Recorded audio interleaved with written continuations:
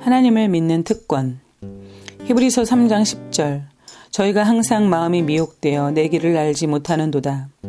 대강대강 신앙생활에도 지옥 안 가. 하나님의 사랑으로 다 천국 가. 마귀는 항상 이렇게 얘기한다. 13절. 오직 오늘이라 일컫는 동안에 매일 피차 권면하여 너희 중에 누구든지 죄의 유혹으로 강팍해 됨을 면하라. 15절. 너희 마음을 강팍해 하지 말라. 믿음의 도, 복음, 천국 열쇠, 영생의 말씀, 천국 가는 방법. 천국 가는 방법에 미혹되는 자는 절대로 천국 못 간다. 요한이서 1장 10절. 누구든지 이 교훈을 가지지 않고 너희에게 나아가거든 그를 집에 들이지도 말고 인사도 말라. 시편 95편 10절. 내가 40년을 그 세대로 인하여 근심하여 이르기를 저희는 마음이 미혹된 백성이라 내 도를 알지 못한다.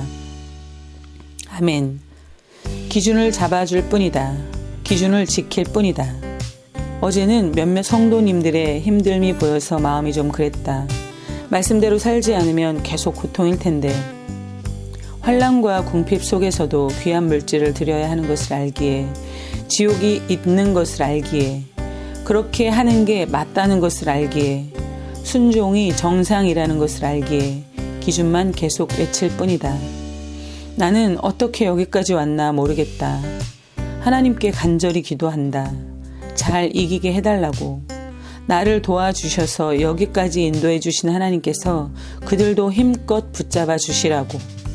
그래서 지금 내가 경험하는 행복, 평안, 만족, 기쁨을 알게 해달라고. 순종하고 희생하는 삶 속에서 느끼는 행복이 있다. 불순종하면 어김없이 불안, 초조, 근심, 걱정, 염려가 삶을 휘감아 버린다. 하나님께서 주시는 생수 공급이 뭔지 알게 해주셔서 너무 감사하다. 어제 주일 설교를 듣고 느낀 점을 나누는데 생수 공급받는 분 옆에 있으니까 그 생수가 나에게까지 튄다.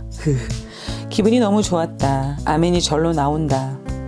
옥합을 깨는 분들이 신이 나서 생수를 막 튀기고 다니신다. 신앙생활은 진짜 재밌고 신난다. 하나님을 믿는 사람들의 특권이다. 어려운 분들도 있다. 순종하는 과정에 있는 분들이 있다. 그러나 기쁨을 얻는 것을 본다. 하나님의 위로가 있는 것을 본다. 울며 씨를 뿌리는 과정에 있다. 소리 없이 더 순종하며 울어야 한다. 반드시 기쁨으로 단을 거둘 때가 있다. 이 길을 함께 걷는 자들이 많다. 나 또한 이 길을 걷고 있다. 계속 좋은 것을 심고 있기에 고삐를 늦출 수가 없다. 계속 말씀으로 뭉치고 있다. 아닌 자들도 있겠지. 하지만 하나라도 더 순종의 대열에 합류하도록 힘쓸 것이다. 어제 주의종 공개가 많이 올라왔다. 순간 겁이 나려고 했다. 물질을 잘 써야 한다. 물질에 충성하려고 하는 성도님들이 늘어나니까 주의종에 쓸 것을 공급하는 분들이 많아진다. 당연히 액수도 늘어난다. 말씀을 주어도 움직이지 않는 자들이 있다. 목사님이 가만히 두란다. 무서운 생각이 든다. 말씀이면 5살짜리 아이가 얘기해도 들어야 하는데, 싫어하는 사람이 얘기해도 들어야 하는데. 어제 옥합 깬 분들이 나에게 감사하다고 문자가 왔다. 할 수 있는 힘을 주셔서 감사하다고. 마태복음 26장 13절. 내가 진실로 너희에게 이르노니 온 천하에 어디서든지 이 복음이 전파되는 곳에 이 여자의 행한 일도 말하여 저를 기념하리라. 옥합을 깬 사람은 간증거리가 되게 해주겠다고 말씀하고 계신다. 나도 복음을 전파하는 곳에서는 옥합을 깬 사람들의 의를 전파한다. 이 의가 서기관과 바리새인보다 더 낫지 못하면 결단코 천국에 못 들어간다. 하나님께서 순종하는 사람들의 의를 자랑하는 것을 본다. 욥 같은 이가 없다고, 다윗 같은 이가 없다고, 아브라함 같은 이가 없다고, 모세 같은 이가 없다고. 나도 이런 얘기를 하나님께 듣고 싶다. 기생 라합, 사르밧 과부, 수넴 여인, 아벨, 노아, 에녹. 가만히 보니 다 믿음의 대장부들만 천국 갔네. 나도 이 대열에 합류해야겠네. 오늘 말씀을 들으면서 더 말씀의 깊이가, 더 말씀의 의미가 깊이 다가왔다. 믿음의 도에 미혹당한다는 의미. 미혹당한 자들에게는 아무리 외쳐도 안 되는구나. 어제 말씀을 들으면서 느낌점을 나누면서 안 되는구나 하며 절망했다. 마음이 좀 그랬다. 남편에게 그랬더니 그거 이제 알았냐고. 당신과 나나 믿음의 도에서 떨어지지 말아야 한다고. 어제 어떤 집사님께 긴 문자가 왔는데 완전 말씀이 빨리 열리는 새 신자이다.